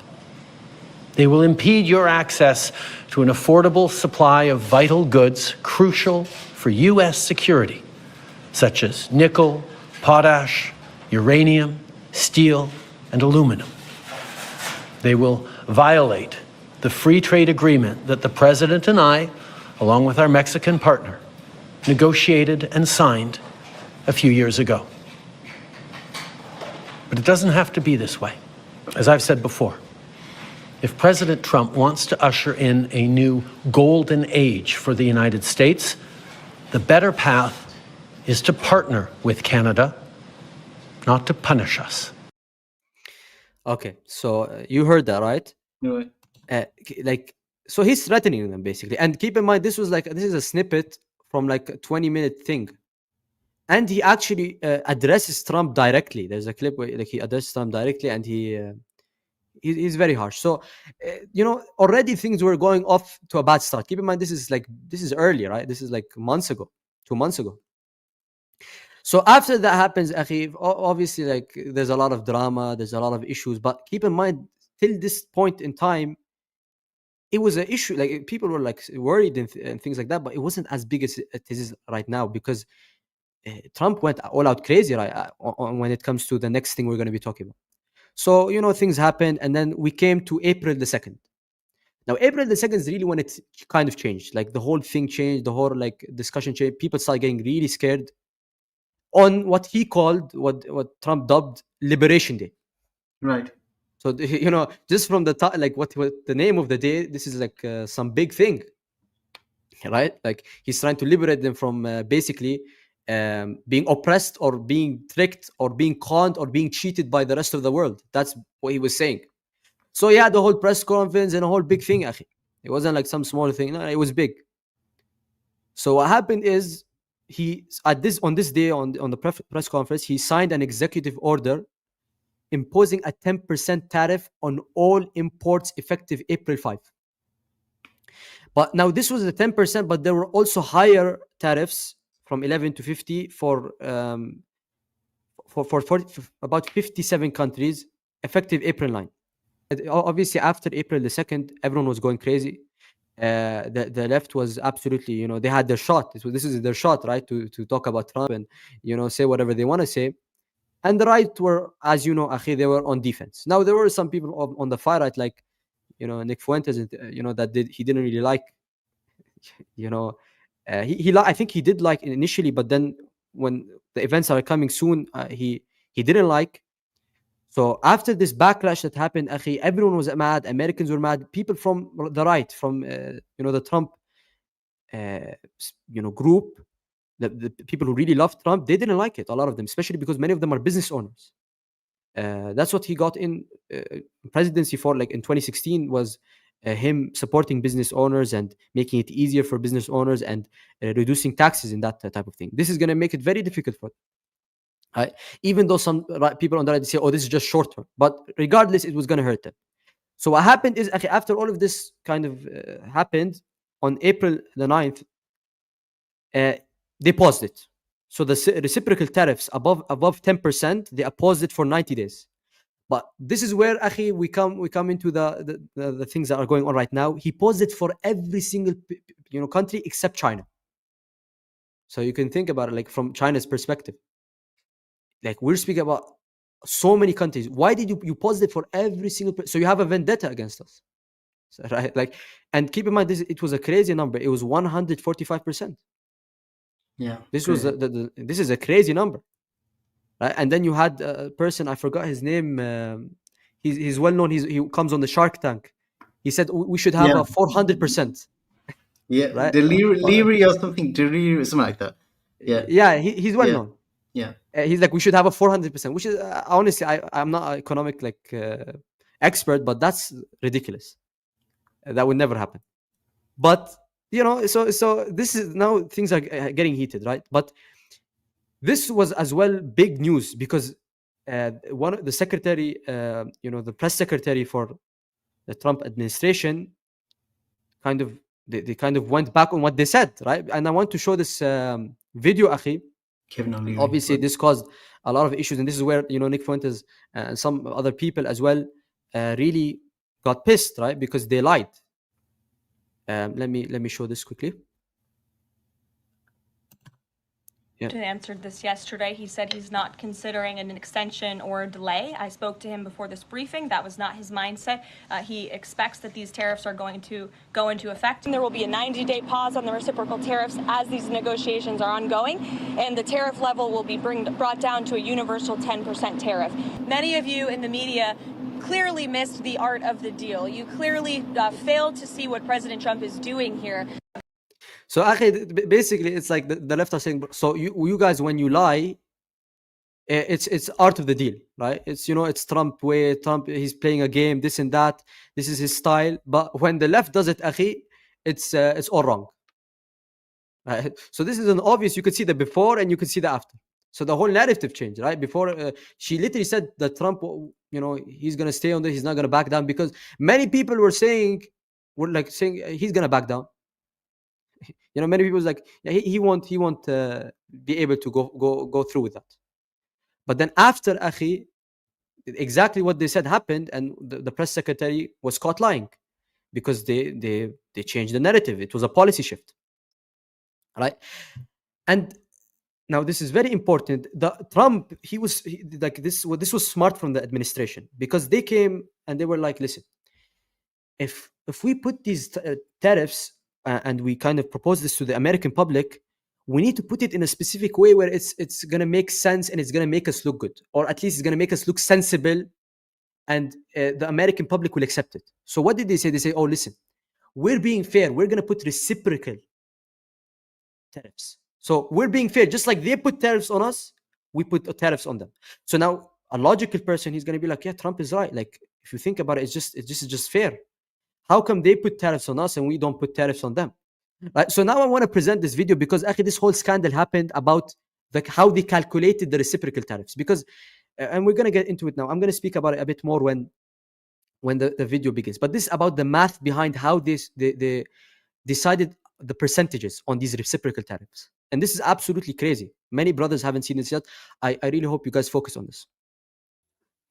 Now, yesterday was a big day for Trump, Liberation Day. The announcement of universal and reciprocal tariffs against almost every single country on Earth. And the key prop of the afternoon was this chart. It's very windy out here. We didn't want to bring out the big charts because it had no chance of standing. That giant board was page one of a list of new reciprocal tariffs against more than 180 countries, which is almost all of them. And you can't make it out so far away, but if I show you the original image that board was made from, you can see the second column corresponding to each country is labeled in fine print, tariffs charged to the USA. And then in even finer print, including currency manipulation and trade barriers. And every country shows a different number. Okay, so this is very important, Akhi. So he wasn't just saying like, we're going to take a simple approach. No, we're going to calculate everything. And he said this in the speech. Because listen, there are policies and things like that you could make it harder for goods to enter, things like that. So it's like a way to I guess cheat the American government or make it more difficult or increase the fees on them. So they can do it in ways which are not officially called tariffs. So Trump was saying any type of cheating, any type of roadblock they're putting that's increasing costs or anything that's cheating the American public, we're gonna have based on this calculation. So he's like trying to basically say this is not just some rudimentary type of calculation. We're getting into every single thing or that they've done and any single roadblock that they have put in front of us. So now we're going to see what it turns out this whole calculation was based on. What they appear to have done was to take the U.S. trade deficit in physical goods with each country, divided by total U.S. imports of goods from that country, turn that into a percentage, and that's it. That's what they misleadingly call tariffs charged to the USA. And if I actually do the math for you, you'll see why this doesn't make any sense. Take China. We can find from government figures what the US trade deficit with them was last year, and that's $295.4 billion. If you divide that number by total US imports from China that same year, that's $438.9 billion.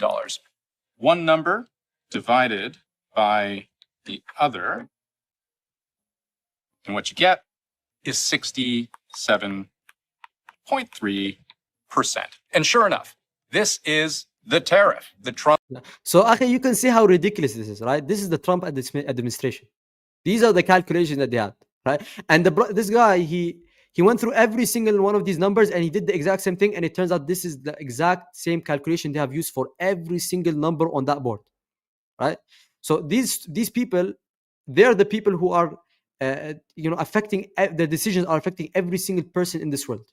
Right? So what happened is, now we're going to go into this next section.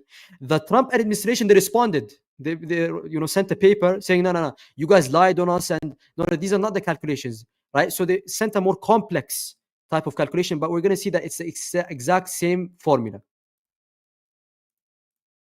And every single tariff appeared to have been calculated this same way. The White House would eventually publish this explanation, where they show a more complicated looking formula, except we can break this down too.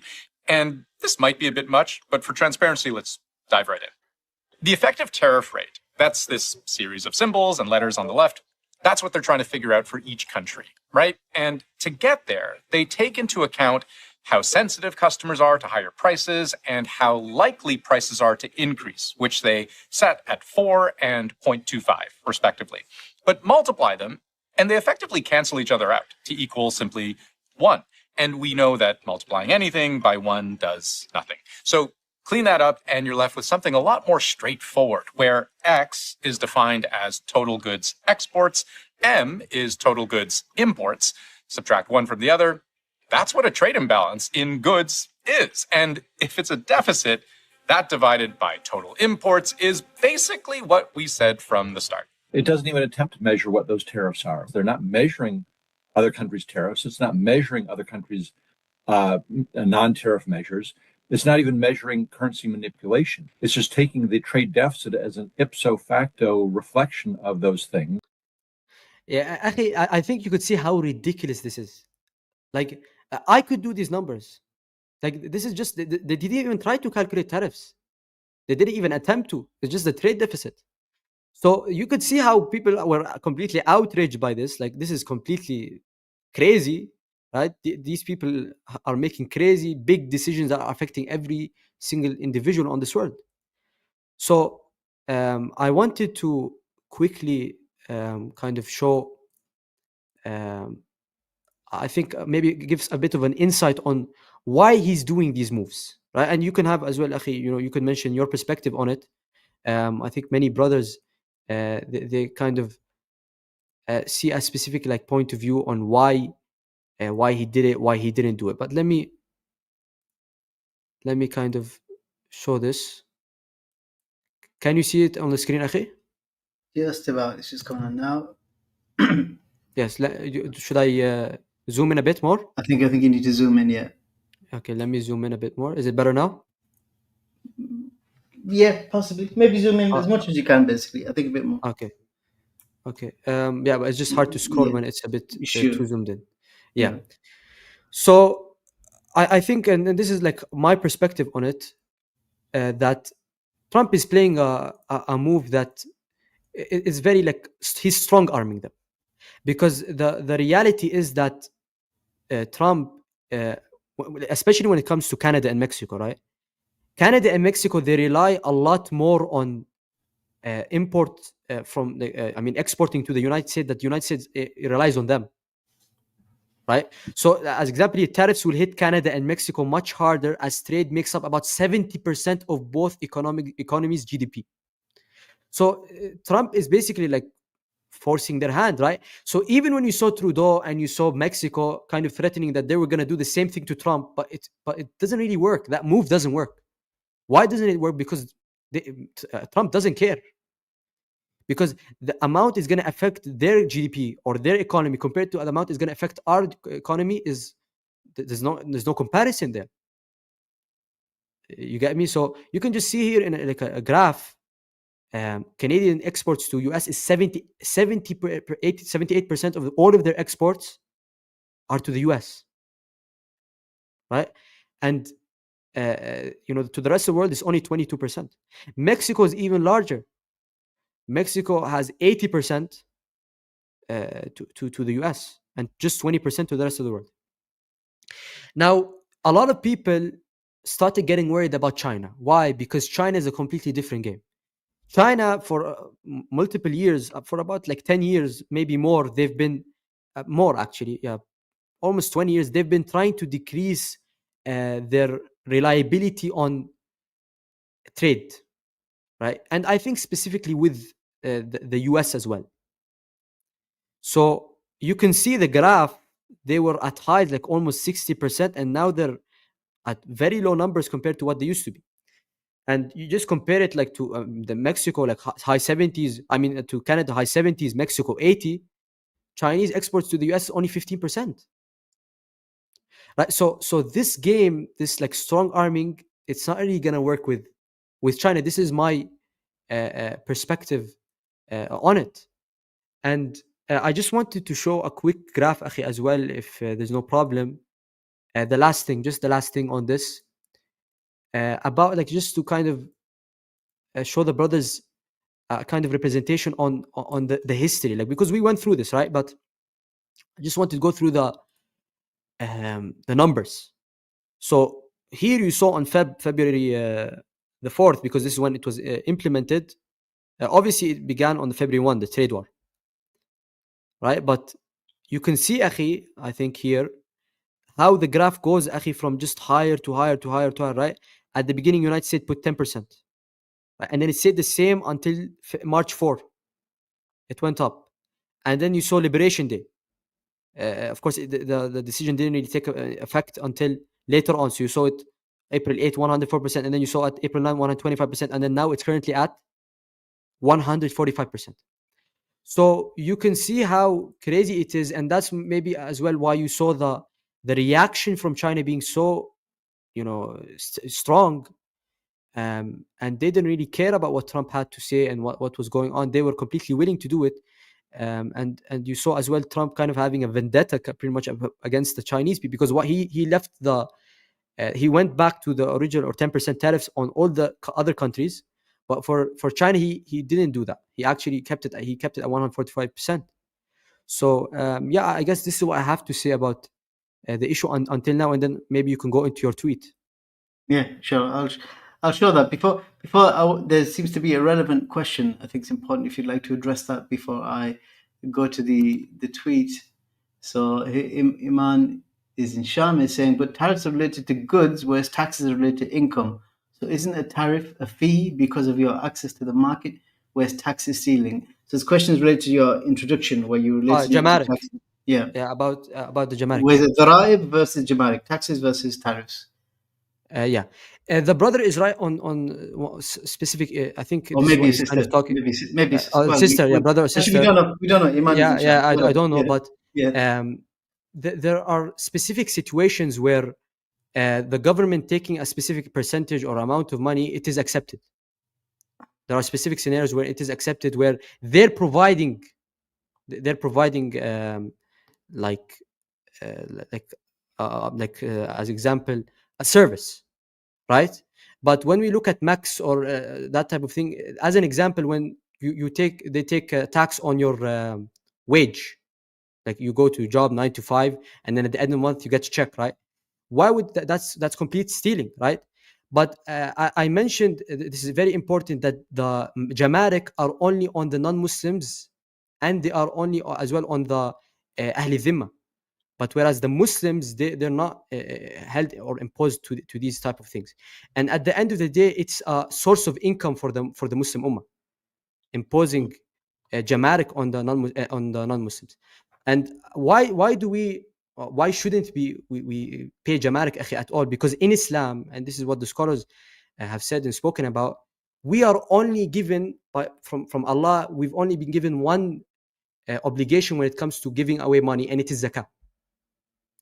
Any other thing like Jamaic or any other VAT, like any tax that's imposed on buying products and things like that, we are not held liable on, except, as I mentioned, in specific scenarios, the scholar said, when it's an absolute necessity, and we can only do that to the point or to the extent where we will get out of that issue. We'll get out of that time of need, and we won't overdo it, or we don't take the money and do stupid stuff with it, waste it, and things of that nature. Is that clear, Akhi? Or yes, inshallah. Inshallah.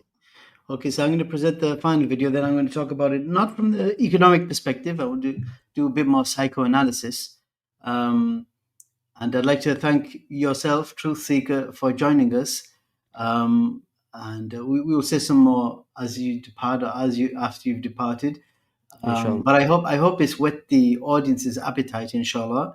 And then I'll talk about next week, inshallah. From then on, we'll have you as a regular co-host, the very least yourself, and then who knows, maybe we'll get joined by others as well. But it was. I hope the experience has been good for you and beneficial, I'm sure, for our audience. But is anything you'd like to say, parting words? Yeah. I would like to say, I hope the brothers enjoyed. Obviously, this is the first time I've done something like this. Brothers and sisters, inshallah.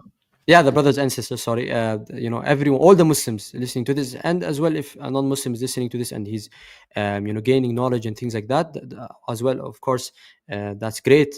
This is my first time, I'll get better in terms of, presenting them and things like that. I'm more used to the research and delving into the books and things like that. So this is a bit of a change for me. But I think there's a lot of things coming.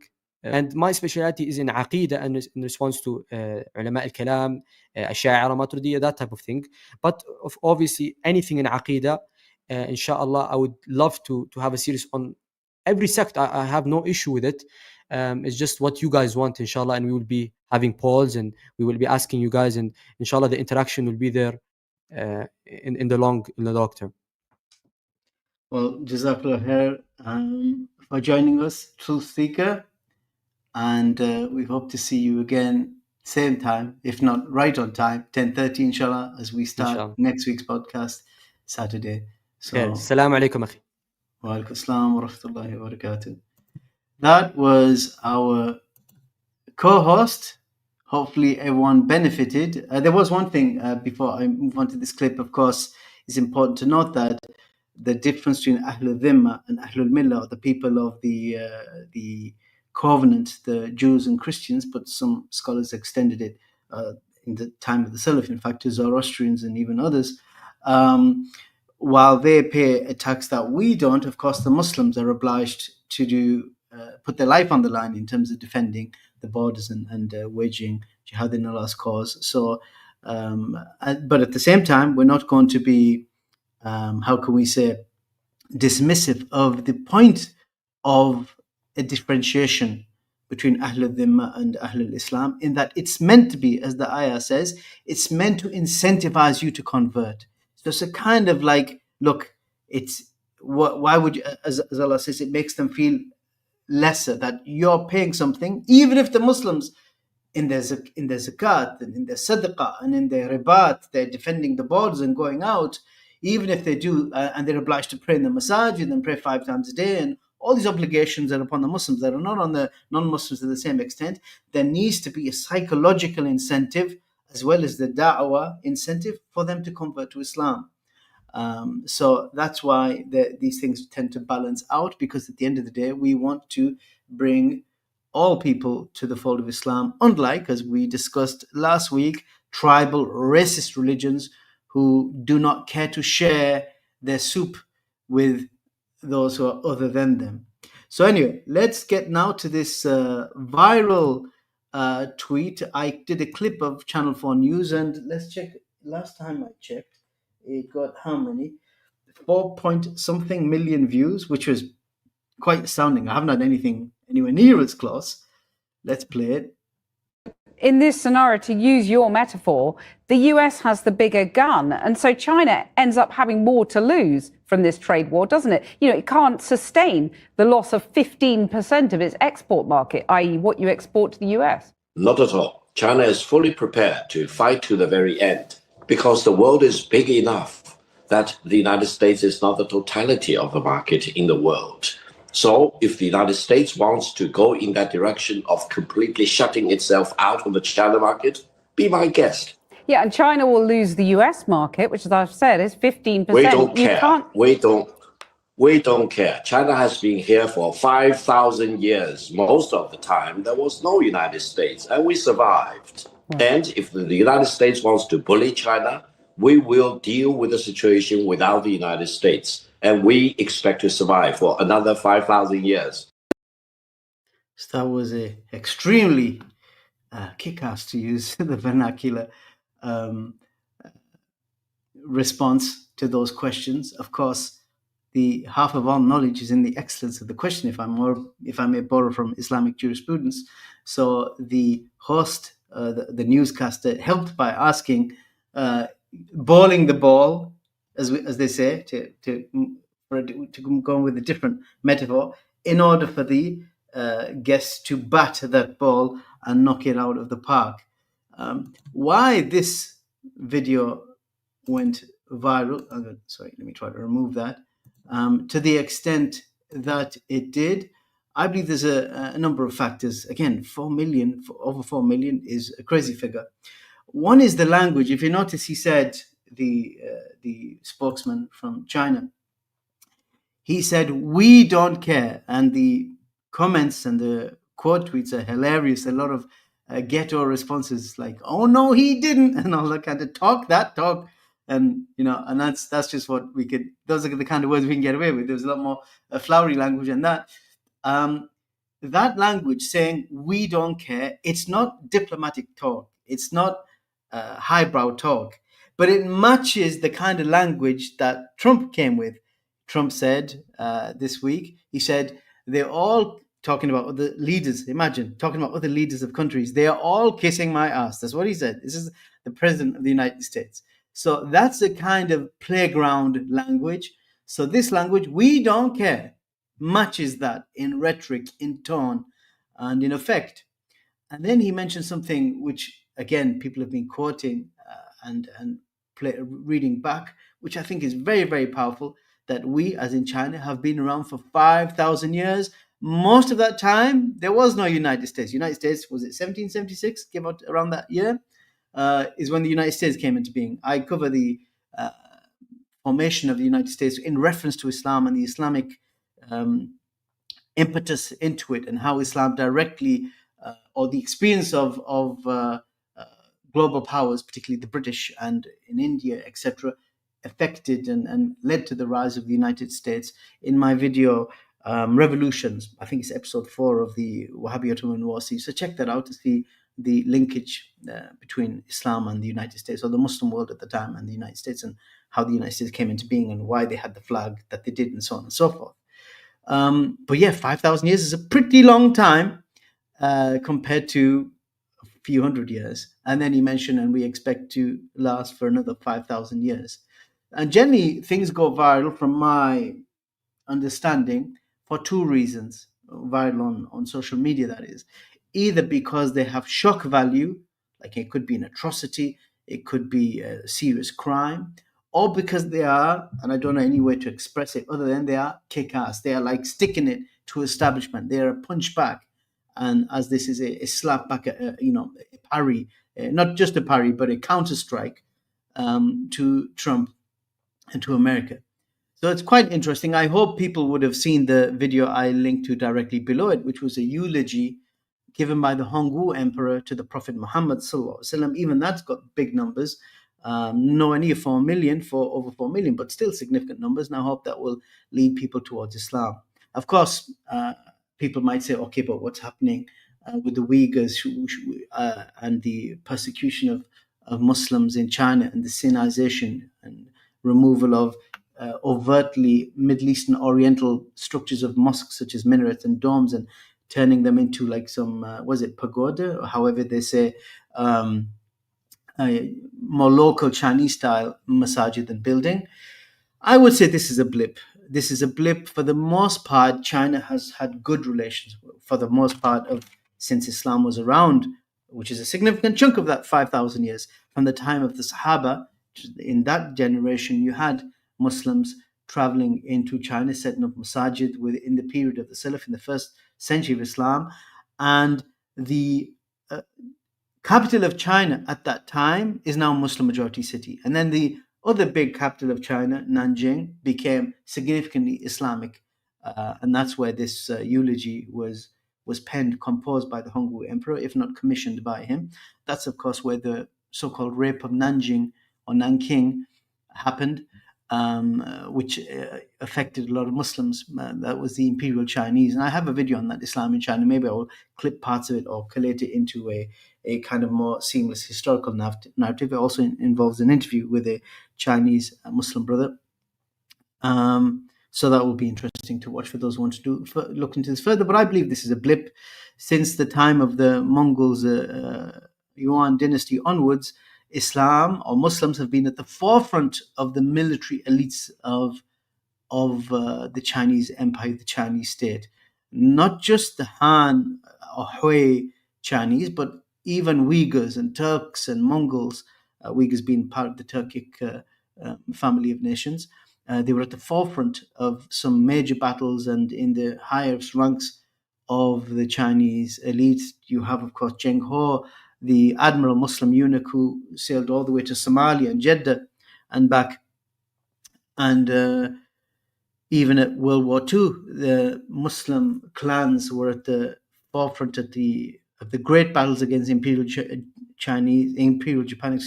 handing them their defeat. So we hope that what's happening in terms of any repression is just a blip in the storied and colorful history and generally good positive history of Islam in China and the Muslims in China, and that they will continue to grow as a religion, and that they will retake their equal footing, if not more than equal, in representation of Muslims in the Chinese nation.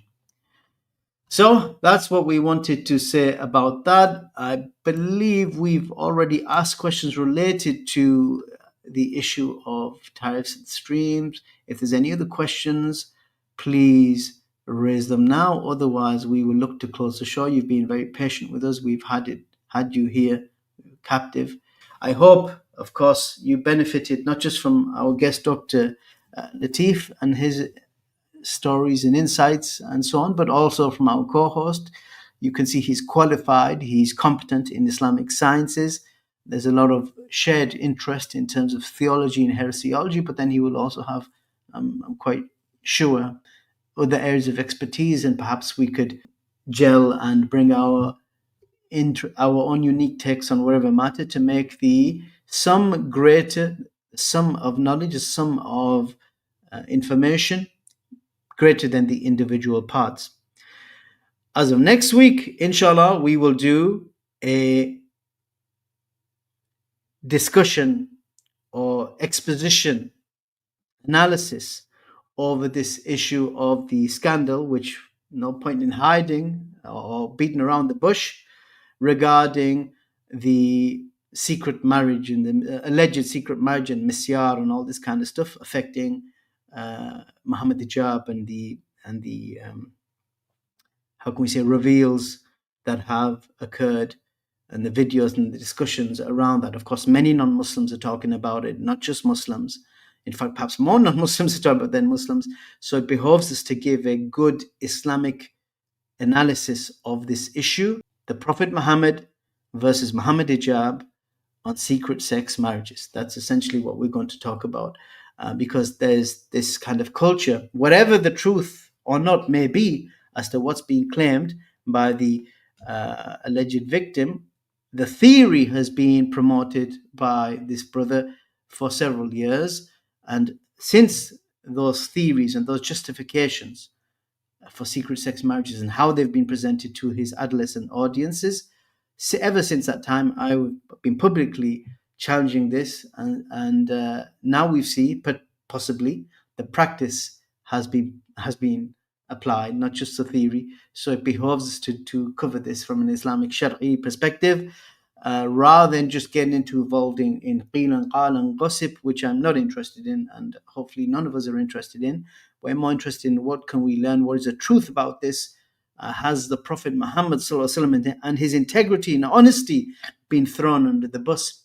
Is this what is driving perhaps many people away, including potentially more specifically sisters, towards apostasy, by them seeing this kind of callousness promoted amongst adolescents with how they should treat the whole issue of marriage? So that's what we will cover, myself and the brother Truth Seeker, next week. And as a reminder, we have our GoFundMe live now, and we have PayPal and Patreon, and a brother from, is it Yorkshire, Lancashire, Huddersfield, has been generous and helped us with some equipment. So we are moving, we are progressing, and we hope to continue to be able to have everything ready so that we can give you a nice program of activities, a nice show, rock steady. We will see you again soon. Stay tuned, and don't forget to subscribe to both youtube.com/Knowledge North and youtube.com/Knowledge North Live. Wassalamu alaikum wa rahmatullahi.